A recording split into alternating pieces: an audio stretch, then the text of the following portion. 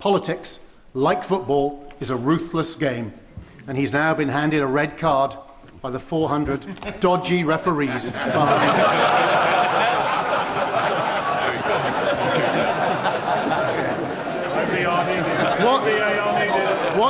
What advice, Mr. Speaker, does this Prime Minister have for the Right Honourable Member for Makerfield to ensure that he, unlike himself, doesn't end up with an early bath? But, Mr. Speaker, I think that's the first and sadly probably the last time I'll be compared to Jude Bellingham.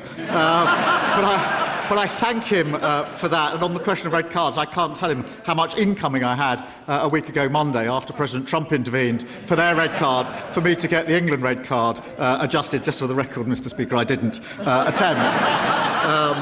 But for my successor and for the England team, I won't give advice. I will simply give my wholehearted support. And, Mr. Speaker, just for the record, I don't care what the score is tonight, as long as we win. If you want to lead this country, you should set out your plans to do so. We have.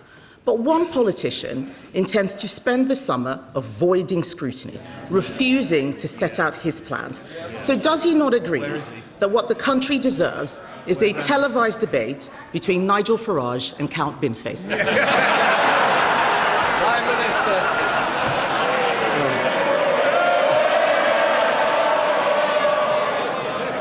Well,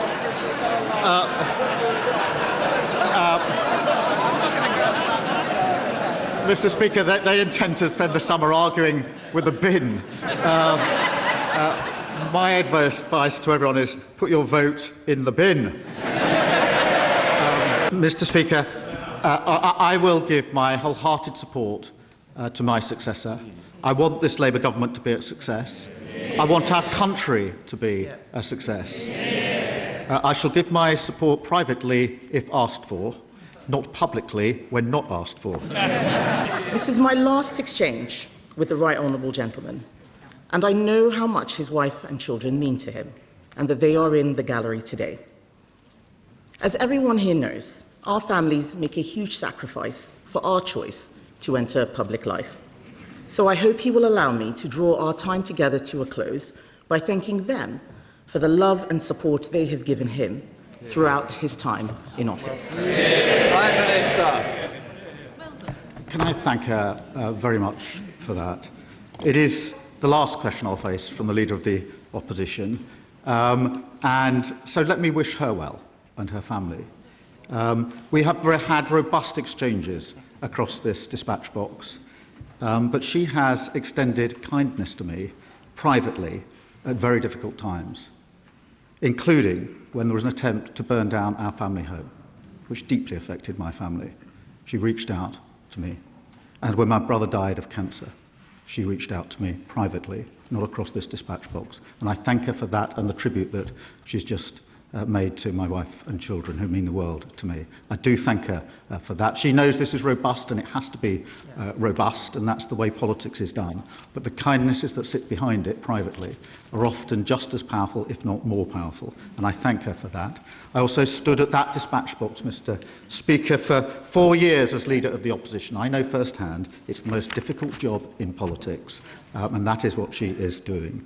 When I did so, Mr. Speaker, we had just lost the 2019 election, which nearly broke my party. It was the worst result since 1935, and we were found to be institutionally anti-Semitic.